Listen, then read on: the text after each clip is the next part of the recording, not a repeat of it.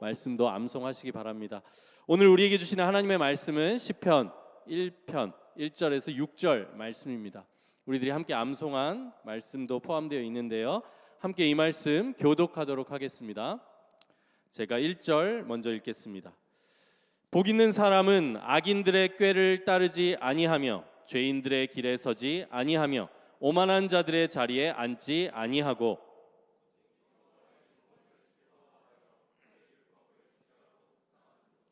그는 시냇가에 심은 나무가 철을 따라 열매를 맺으며 그 잎사귀가 마르지 아니함 같으니 그가 하는 모든 일이 다 형통하리로다.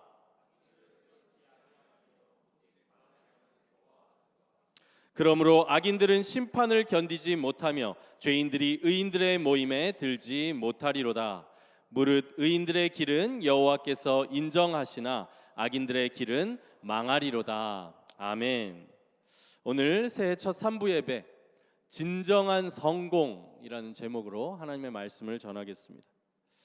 여러분, 성공이 뭐라고 생각하십니까? 여러분이 생각하는 성공은 무엇입니까? 모든 사람이 성공을 원하고 또 성공을 쫓아가고 성공을 추구합니다. 근데 무엇이 성공입니까? 여러분들이 생각하는 성공은 무엇이에요? 우리 신입생들도 있지만 대학 합격하면 성공입니까? 재수하게 되면 실패인가요? 취업하면 성공이고 혹시 내 뜻대로 뭔가 이루어지지 않으면 실패인가요? 어떤 사람들은 돈, 명예, 인기, 인정, 안정 이런 걸 얻는 걸 성공이라고 생각하죠. 이때 성공의 기준은 세상 사람들이죠. 사람들의 기준이에요. 이런 건 좋은 거야 라고 하니까 그걸 얻으면 성공이라고 하는 거고, 그건 세상의 기준, 사람들의 기준이에요. 또 어떤 사람들은 그런 정해진 답은 없고 내가 원하는 거, 내가 행복하면 그게 성공이지 이렇게 말하기도 합니다. 그리고 요즘에는 더 많은 사람들이 그렇게 생각하기 시작하는 것 같아요. 그렇지만 그때 성공의 기준은 나예요. 이번에는 나입니다. 근데 이런 사람들이 정말 성공인가요? 누가 그걸 성공이라고 보장해 줍니까? 세상 사람들이 성공이라고 하면 성공인가요? 사람들이 인정하면 그게 진리입니까? 근데 우리가 정말 세상을 보면 알잖아요. 그걸 막 화려하게 추구하면서 하다가도 그런 자리에 있는 사람들이 왜 이렇게 불행해 보이지? 왜 이렇게 불안해 보이지? 그런 생각을 우리들 하지 않습니까? 그러면 이번에는 세상 사람들의 기준이 절대적인 게 아니라면 그럼 내 기준도 한번 봅시다. 여러분, 나라는 사람이 그렇게 정말 믿을 만한 사람이에요? 여러분들이 진짜 맞다고 생각하는 게 그게 정말 흔들림 없이 사실이고, 내가 좋아하고 내가 기뻐하는 게 그게 정말 영원히 추구해야 될 참된 것이 맞습니까? 내가 기준이 될 수 있어요? 무엇이 성공인가? 오늘 이 질문에 대해서 본문이 답합니다. 시편 1편이 이것이 하나님께서 말씀하시는 성공이고 하나님의 인정이에요. 오늘 시편 1편을 통해서 말씀드리고 싶은 하나님의 기준에서의 성공은 이것입니다. 하나님을 즐거워하는 매일의 삶. 한번 따라해 볼까요? 하나님을 즐거워하는 매일의 삶. 여러분, 이게 시편 1편이 말씀하는 성공이에요. 별거 없는 것 같은데 이렇게 생각하실 수도 있어요. 저게 성공이라고? 근데 여러분 자신을 한번 돌아보세요. 이번 한 주 하나님을 즐거워했나? 쉬운 것 같지만 정말 내가 매일매일 하나님을 즐거워했나? 정말 그 매일 하나님을 즐거워하는 삶을 살았나? 한 주 동안 그렇게 하나님을 즐거워했나? 라고 나를 비춰보면 이게 생각보다 내가 그러했나? 돌아보게 되실 거예요. 근데 이게 성공의 기준이에요. 웨스트민스터 소요리 문답 제1문은 이렇게 묻습니다. 인간의 최고의 목적은 무엇입니까? 인간의 최고의 목적은 하나님을 영화롭게 하는 것이며 그를 영원토록 즐거워하는 것입니다. 그래서 어떤 신학자는 이것을 잘 해석했다고 저는 생각하는데, 하나님을 영원히 즐거워하는 것이 그분을 영화롭게 하는 거예요. 하나님을 즐거워하는 것이, 하나님을 즐거워하는 것이 우리의 제1의 목적이래요. 다른 게 아니에요. 다른 게 아니에요. 하나님을 즐거워하는 것, 그것이 우리 인생의 목적이고, 그렇게 매일을 살아간다면 그것은 하나님이 인정하시는 성공이에요. 그것이 우리의 성공의 기준입니다. 오늘 시편 1편은 이제 이 삶이 어떤 삶인지 더 구체적으로 말씀하는데요. 두 가지를 살펴볼 거예요. 먼저 첫째로, 하나님을 즐거워하는 삶은 악인의 꾀를 따르지 않는 삶입니다. 악인의 꾀를 따르지 않는 삶. 이게 구체적으로 하나님을 즐거워하기 위하여 필요한 삶이에요. 한번 본문 1절 말씀을 한번 함께 읽겠습니다. 시작. 복 있는 사람은 악인들의 꾀를 따르지 아니하며 죄인들의 길에 서지 아니하며 오만한 자들의 자리에 앉지 아니하고. 여기 성경이 말씀하는 실패의 삶이 있어요. 실패의 삶. 그 삶의 시작은 악인들의 꾀를 따라가는 것이에요. 근데 여기 이 1절 말씀을 한번 띄워주시고요. 이 말씀을 보시면 여기 그림처럼 그려져요. 뭐냐면 처음 시작은 악인의 꾀를 따르는 것에서부터 시작돼요. 어떤 사람에게 와서 악인이 이야기하는 거예요. 악한 꾀를 이야기해요. 그것에 의해서 흔들려요. 그리고 그 악인을 따라가기 시작합니다. 그리고 죄인의 길에 서게 돼요. 죄인의 길에 서게 되고 그 다음은 오만한 자들의 자리에 앉게 돼요. 여러분, 이 진행이 보이세요? 죄라는 것이 발전해 가는 거예요. 처음에는 꾀예요. 생각이에요. 조언이에요. 그게 귀에 들리고 죄인의 길에 서게 되고 그 다음 앉게 돼요. 이 원어로도 잘 표현되어 있어요. 데렉 하면 따라가는 거예요. 걷는 거예요. 따르다, 걷다. 아마드 하면 더 견고해요. 서는 거예요. 서는 거예요. 그리고 야샤브 하면 이젠 거주하는 거예요. 앉아버리는 거예요. 그 악한 꾀를 듣고 이제 걸어가서 서고, 서 있다가 이제는 그 자리에 털썩 앉는 것이에요. 죄는 우리를 이렇게 만들어요.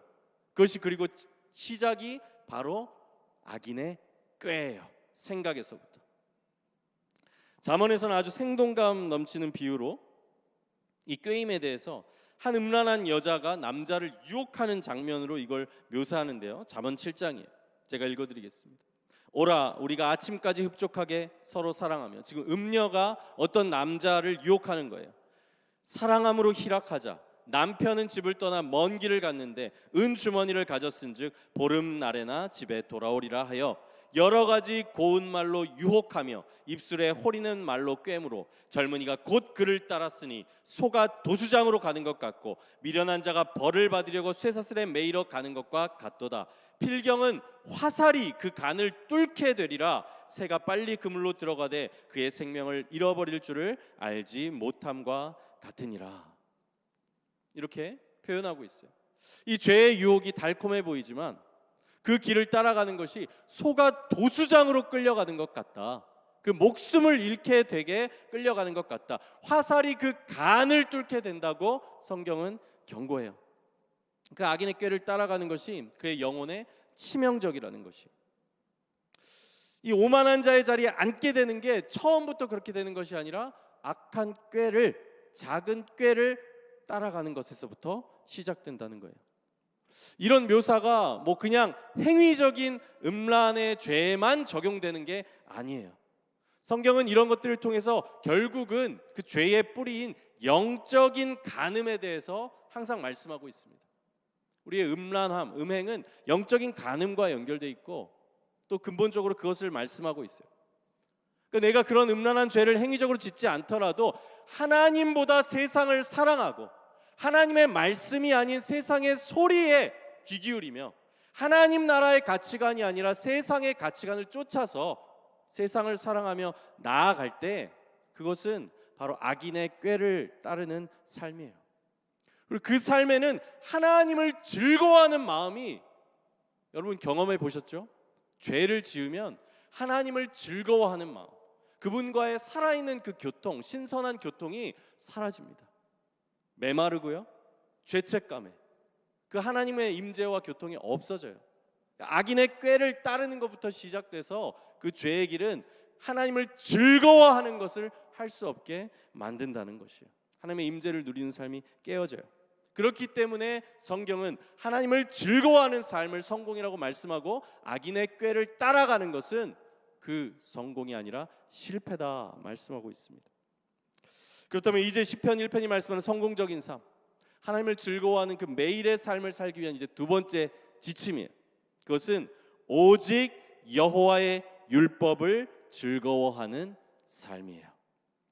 한번 본문 2절 한번 다시 한번 함께 읽겠습니다. 시작. 오직 여호와의 율법을 즐거워하여 그의 율법을 주야로 묵상하는도다. 이 2절의 이 앞부분을 이제 원어로 직역하면 이렇게 돼요. 그러나 오직, 여기 only, surely, 확실히, 반드시, 오직 이런 표현이 있어요. 그 복 있는 사람의 기쁨은 여호와의 율법 안에 있다. 이렇게 말씀하고 있어요.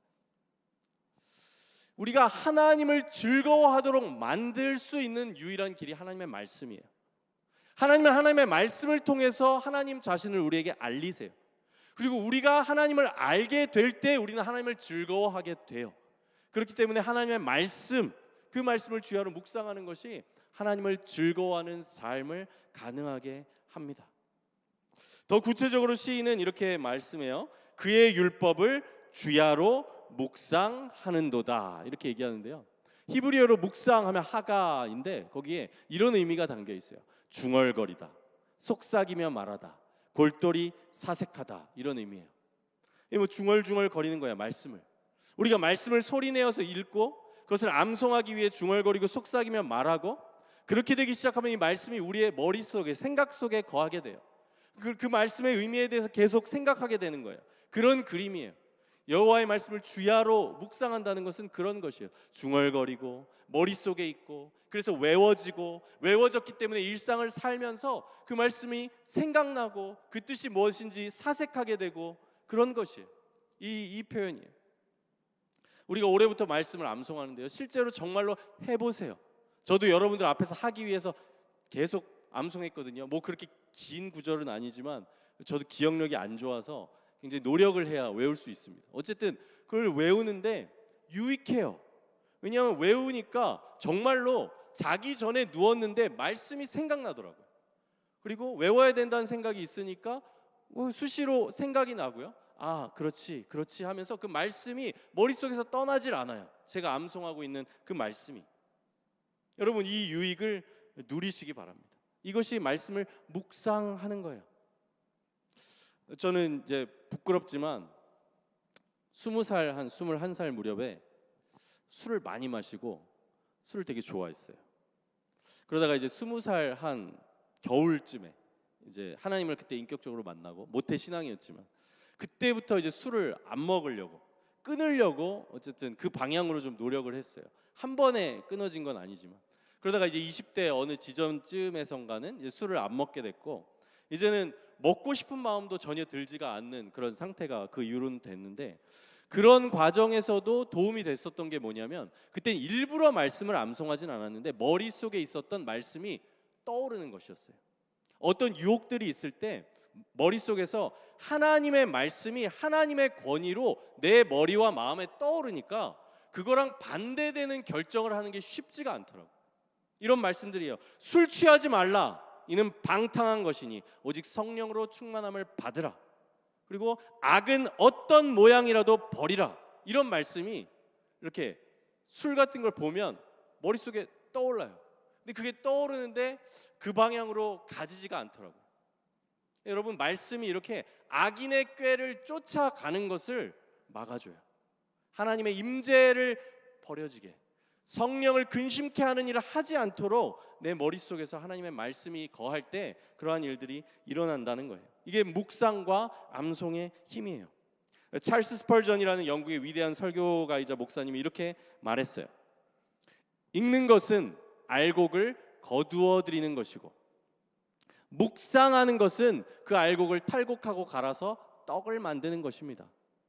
읽는 것은 소가 여물을 먹는 것과 같고, 묵상하는 것은 되새김질을 해서 소화시키는 것과 같습니다. 그러니까 이 말은 여러분, 읽는 것으로 충분하지 않다는 거예요. 눈으로 그냥 읽고 그냥 흘러가서 그냥 머릿속에 있다가 사라져버리는 것, 그것이 큰 영향을 주지 못한다는 것입니다. 소리내서 말씀을 읽고 말씀에 대해서 생각하고 묵상하고 암송하고 일상 가운데 중얼거리며 그 말씀이 내 안에 거할 때, 그때 우리는 그때야 그 말씀이 떡이 된 거예요. 나에게 양식이 된 것입니다. 내가 먹고 씹어 삼켜서 소화가 된 거예요. 양분이 된 거예요. 그걸로 내가 어떤 결정을 내릴 수 있고, 그것 때문에 내가 죄를 물리칠 수 있고, 그것을 힘삼아서 주님과의 관계에서 기쁨을 누리며 살 수가 있게 된다는 거예요. 거기까지 나아가야 돼요. 여러분이 말씀 앞에서 그냥 힘없이 그냥 눈에 스쳐가듯이 그냥 읽고 아 그래 오늘 숙제했어, 이게 아니고 말씀이 여러분의 생각과 마음 안에 거해야 돼요. 우리의 성공의 기준이 이것이에요. 하나님을 즐거워하는 매일의 삶. 그러니까 여러분도 이 기준을 마음에 새기세요. 이 기준을 새겨서 실패했다고 말할 때 일이 잘 안 됐다, 눈에 보이는 결과가 안 좋다, 이건 실패한 게 아닙니다. 실패했다는 것은 우리들에게는 내가 악인의 꾀를 따라갔다, 죄를 지었다, 하나님을 즐거워하지 못했다, 하나님께 영광을 돌리지 못했다, 이게 우리의 성공과 실패의, 그것도 매일의 삶에서의 성공과 실패의 기준이 돼야 돼요.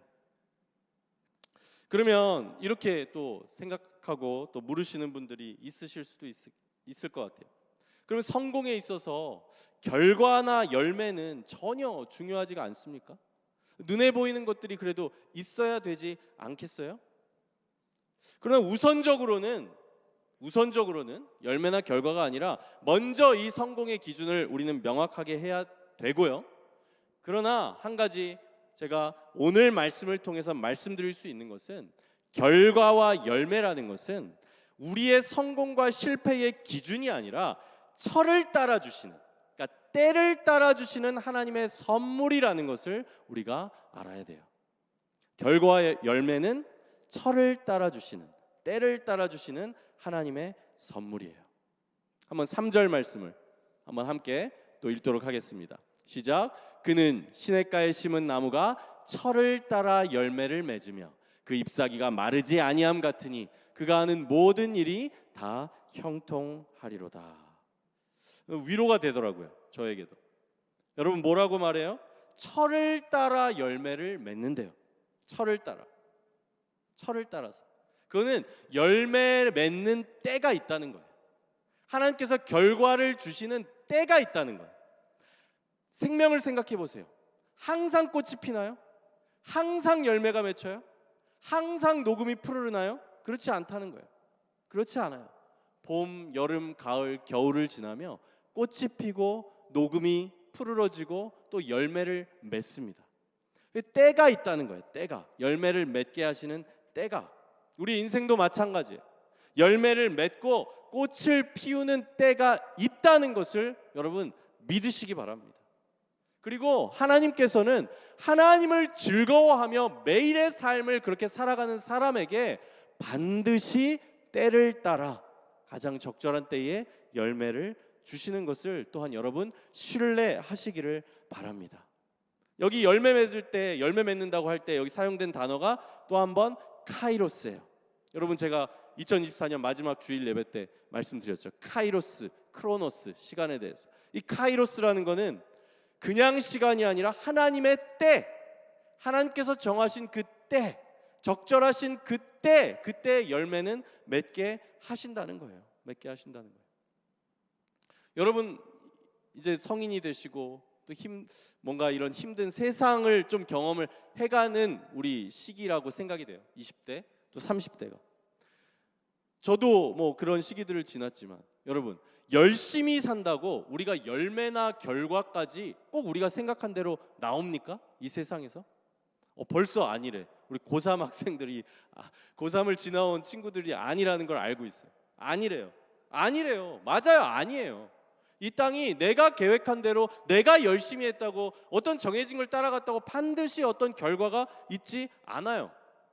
그리고 또 한 가지, 우리가 어떤 열매나 결과를 나는 이때 거둬야지, 나는 이때까지 이 일을 이뤄야지, 그게 됩니까? 안 돼요. 네, 안 돼요. 그렇지만 네, 시간 약속은 잘 지키셔야 돼요. 알겠죠? 근데 어쨌든 안 돼요. 안 돼요. 내가 이때까지 해야지, 그게 어떤 나의 그런 계획대로 안 된다는 거예요. 그런데 여러분 잘 아시네요. 안 되는데 그거를 성공과 실패의 기준으로 삼으면 계속 실패자예요. 계속 실패자예요. 내가 원하는 어떤 거, 그거 내가 열심히 한다고 언젠가 될 수 있을지 없을지 알 수 없어요. 그 때도 내가 결정할 수 없고 열매도 내가 결정할 수 없어요. 근데 그걸 성공과 실패의 기준으로 삼고 살아요. 매일을. 그럼 매일매일 실패해요. 매일매일 실패해요. 때로 어떤 때 그런 일들이 일어날 수도 있지만, 그리고 나서도 또 어떤 내 목표가 달라지고 원하는 게 달라지면 또 실패해요. 삶은. 우리가 살면서 또 이런 것들 경험하지 않습니까? 세상이 또 우리를 이렇게 또 생각하게 만들게 하기도 하고요. 뭐 여러 가지 대학, 취업, 소유 뭐 이런 것들로 뭔가 그 기준이나 내가 원하는 때 어떤 게 안 되면 실패한 것처럼 그렇게 생각하게 만들잖아요. 그러나 감사한 것은 하나님께서 성공의 기준을 거기다 안 두셨다는 것입니다. 하나님께서는 오늘 내가 하나님의 말씀 안에서 하나님을 즐거워하는 삶을 살았는가, 시냇가에 심은 나무처럼 하나님께 붙어서 말씀을 주야로 묵상하며 그를 즐거워하며 그 즐거움으로 하나님 선하신 분입니다, 하나님께 영광을 돌리며 살았는가, 그것으로 성공과 실패를 가늠하신다는 것이에요. 그것이 저도 위로가 되더라고요. 저에게도 참 위로가 돼요. 열매와 결과를 우리가 책임질 수 없어요. 그 때를 우리가 정할 수도 없어요. 그러나 매일의 삶에서 하나님을 즐거워하고 묵상하며 즐거워할 수 있는 길은 이미 내셨어요. 우리는 빈손 들고 주님께 복음을 따라 나아가기만 하면 돼요. 그러니까 우리는 성공할 수 있어요. 내일도 성공할 수 있고 모레도 성공할 수 있고 일주일 동안 성공할 수 있어요. 하나님이 눈에 보시기에 축복된 자로서 성공했다고 정말 성경의 기준에서 나 오늘 잘 살았어 라고 고백할 수 있는 길이 열려 있다는 것이고, 그것이 가능하다는 것이에요. 여러분, 그 기준을 붙들고 사시기 바랍니다.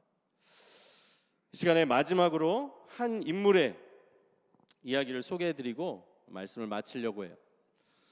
짐 엘리엇이라는 선교사님의 이야기인데요. 여러분, 이분을 아시나요? 아시는 분도 계실 것 같아요. 우리나라에선 전능자의 그늘이라고 하는 책으로 이렇게 번역돼서 나왔고, 이분의 아내가 사실 번역해서 이제 책이 출간되게 되었는데, 이 짐 엘리엇 선교사님은 미국의 피튼 대학교라고 하는 당시에 1950년대 그 당시에 굉장히 명문 대학교를 나오셨고 졸업했고 대학 레슬링 챔피언이기도 했어요.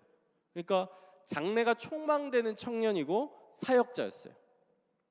그러나 이 짐 엘리엇 선교사님은 하나님께서 자신을 어떤 평범한 사역자가 아니라 복음을 한 번도 들어보지 못한 사람에게로 부르신다고 느꼈고, 그래서 이제 미국 사람인데 이제 남미의 에콰도르의 어떤 소수 부족, 복음을 듣지 못한 그 부족에게 복음을 전하기 위해서 선교사로 젊은 아내와 함께 떠납니다. 그것도 에콰도르에 있는 아우카족이라고, 이 부족은 식인 부족이에요. 공격성이 굉장히 강하고 잔인하고 실제로 사람을 먹는 그런 부족인데, 그 부족에게 복음을 전하는 것을 이제 목표로 해서 사역을 준비하십니다. 이분이 남긴 말 중에 이런 말이 있어요. 영원한 것을 얻고자 영원할 수 없는 것을 버리는 자는 바보가 아니다. 참 이분의 어떤 결정과 어떤 순종을 잘 보여주는 그런 말이라고 생각해요.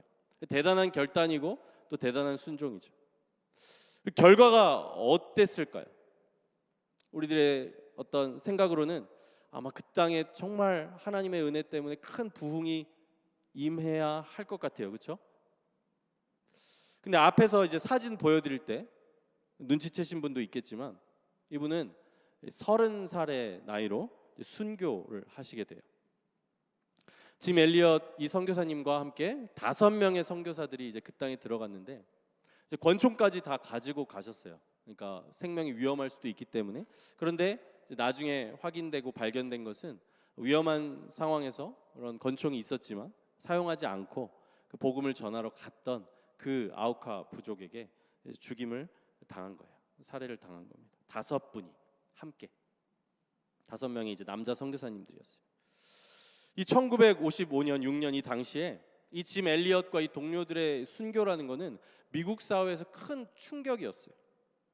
그 당시에 언론이 이 사실을 막 대서특필하면서 보인 반응은 이거였어요. 이게 무슨 낭비냐?